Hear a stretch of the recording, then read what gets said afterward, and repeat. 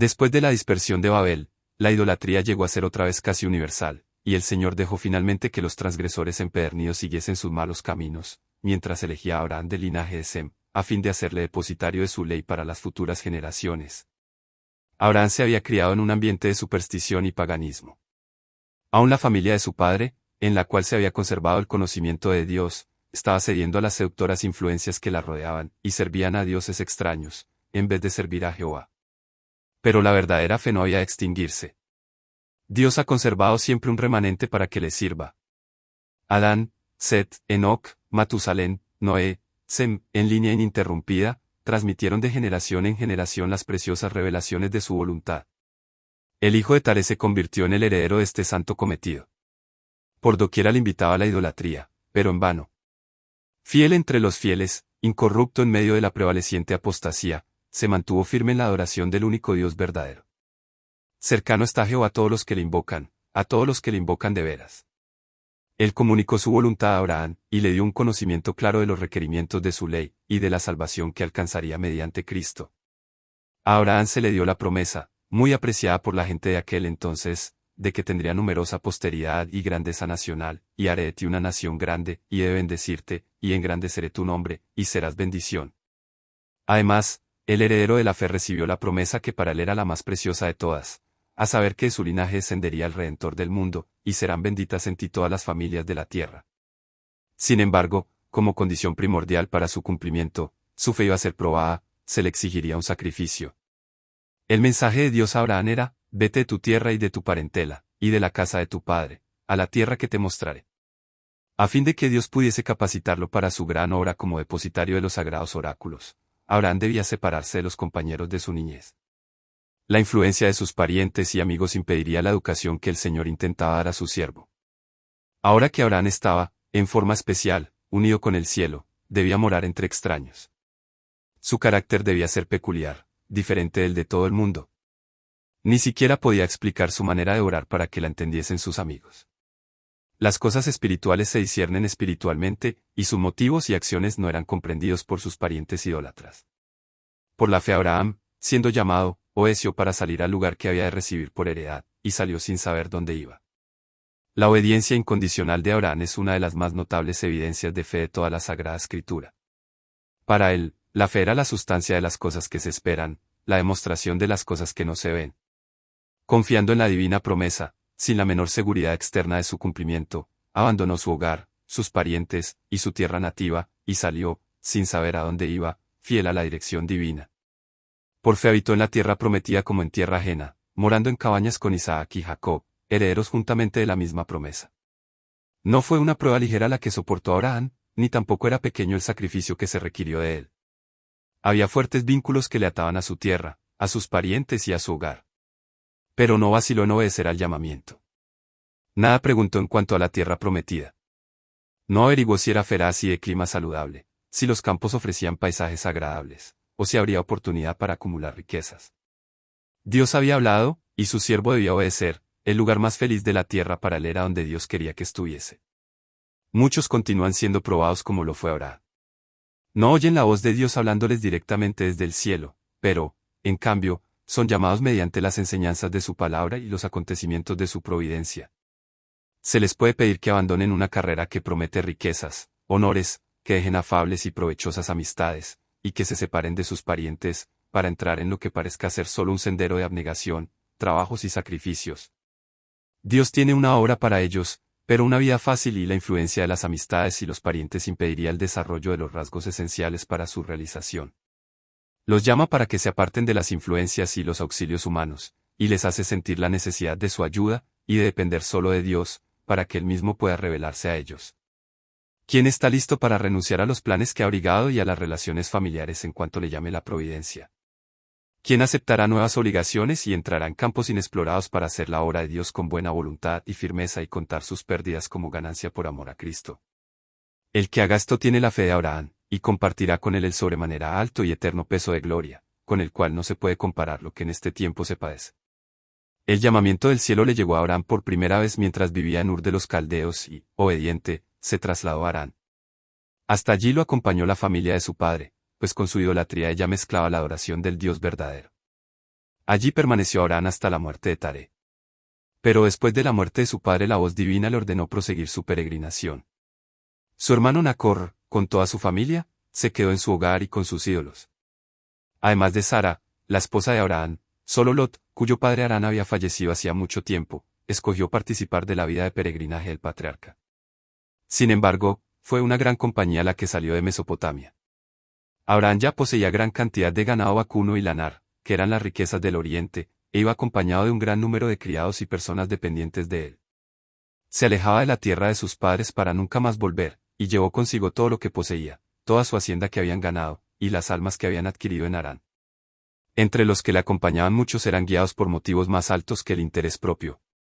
Mientras estuvieron en Harán, Abraham y Sara los habían inducido a adorar y servir al Dios verdadero. Estos se agregaron a la familia del patriarca, y le acompañaron a la tierra prometida. Y salieron para ir a tierra de Canaán, y a tierra de Canaán llegaron.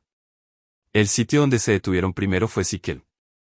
A la sombra de las encinas de Moré, en un ancho y herboso valle, con olivos y ricas fuentes, entre los montes de Baal y Gerizim, Abraham estableció su campamento.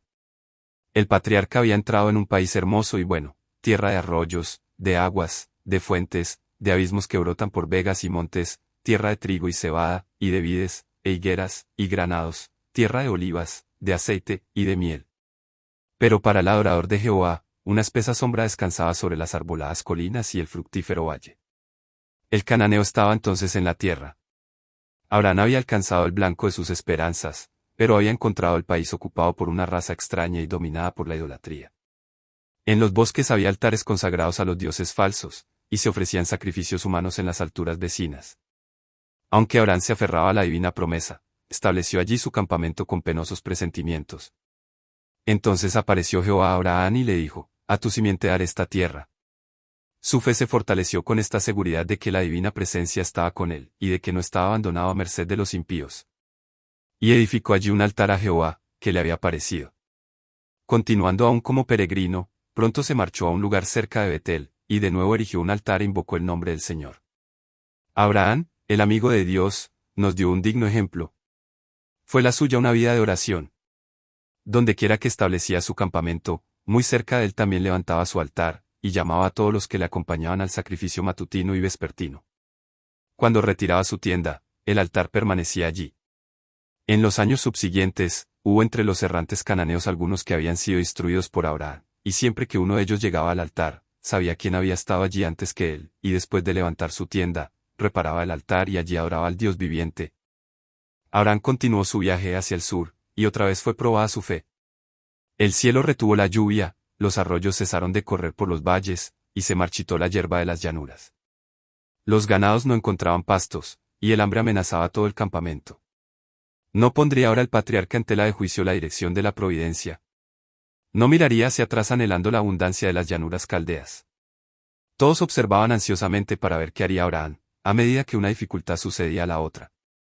Al ver su confianza inquebrantable, comprendían que había esperanza, sabían que Dios era su amigo y seguía guiándole. Abraham no podía explicar la dirección de la providencia, sus esperanzas no se habían cumplido, pero mantuvo su confianza en la promesa: y he de bendecirte, y engrandeceré tu nombre, y serás bendición. Con oraciones fervientes consideró la manera de preservar la vida de su pueblo y de su ganado, pero no permitió que las circunstancias perturbaran su fe en la palabra de Dios. Para escapar del hambre fue a Egipto. No abandonó a Canaán, ni tampoco en su extrema necesidad se volvió a la tierra de Caldea de la cual había venido, donde no había escasez de pan, sino que buscó refugio temporal tan cerca como fuese posible de la tierra prometida, con la intención de regresar pronto al sitio donde Dios le había puesto.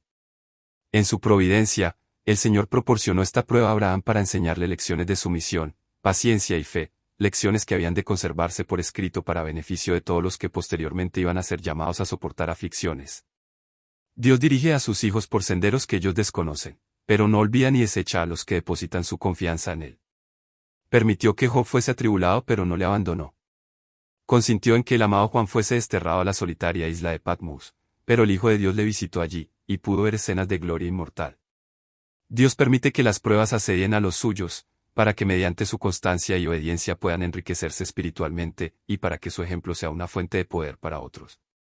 Porque yo sé los pensamientos que tengo acerca de vosotros, dice Jehová, pensamientos de paz, y no de mal, Los mismos sufrimientos que prueban más severamente nuestra fe, y que nos hacen pensar que Dios nos ha olvidado, sirven para llevarnos más cerca de Cristo, para que echemos todas nuestras cargas a sus pies, y para que sintamos la paz que nos ha de dar en cambio. Dios probó siempre a su pueblo en el crisol de la aflicción. Es en el fuego del crisol donde la escoria se separa del oro puro del carácter cristiano. Jesús vigila la prueba, Él sabe que se necesita para purificar el precioso metal, a fin de que refleje la luz de su amor. Es mediante pruebas estrictas y reveladoras como Dios disciplina a sus siervos. Él ve que algunos tienen aptitudes que pueden usarse en el progreso de su obra, y los somete a pruebas. En su providencia, los coloca en situaciones que prueban su carácter, y revelan defectos y debilidades que estaban ocultos para ellos mismos. Les da la oportunidad de corregir estos defectos, y de prepararse para su servicio. Les muestra sus propias debilidades, y les enseña a depender de Él, pues Él es su única ayuda y salvaguardia. Así se alcanza su propósito. Son educados, adiestrados, disciplinados y preparados para cumplir el gran propósito para el cual recibieron sus capacidades. Cuando Dios los llama a orar, están listos, y los ángeles pueden ayudarles en la obra que debe hacerse en la tierra. Durante su estadía en Egipto, Abraham dio evidencias de que no estaba libre de la imperfección y la debilidad humanas. Al ocultar el hecho de que Sara era su esposa, reveló desconfianza en el amparo divino, una falta de esa fe y ese valor elevadísimos tan noble y frecuentemente manifestados en su vida.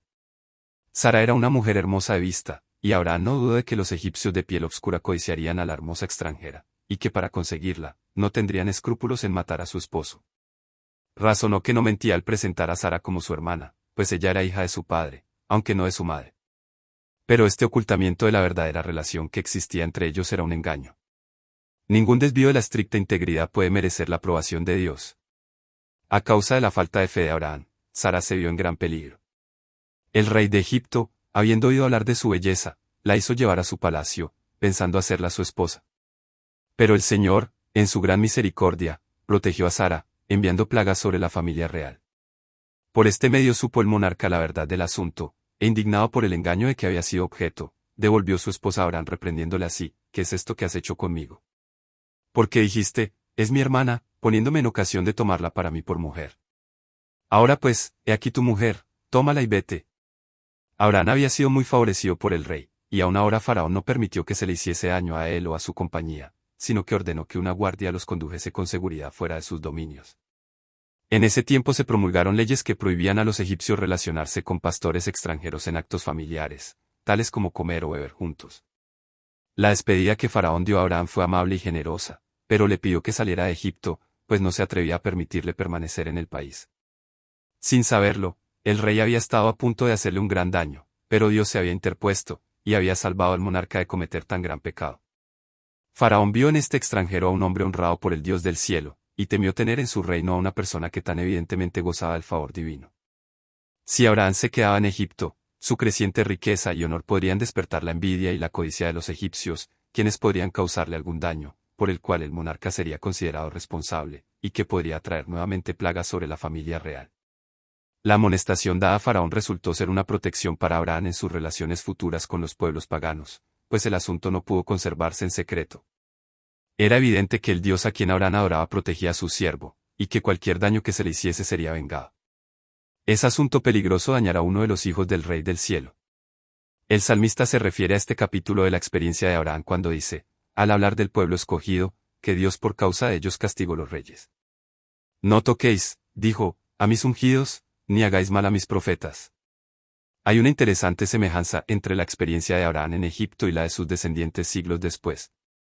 En ambos casos, fueron a Egipto a causa del hambre y moraron allí, a causa de los juicios divinos en su favor. Los egipcios los temieron, y los descendientes de Abraham salieron al fin enriquecidos por los obsequios de los paganos.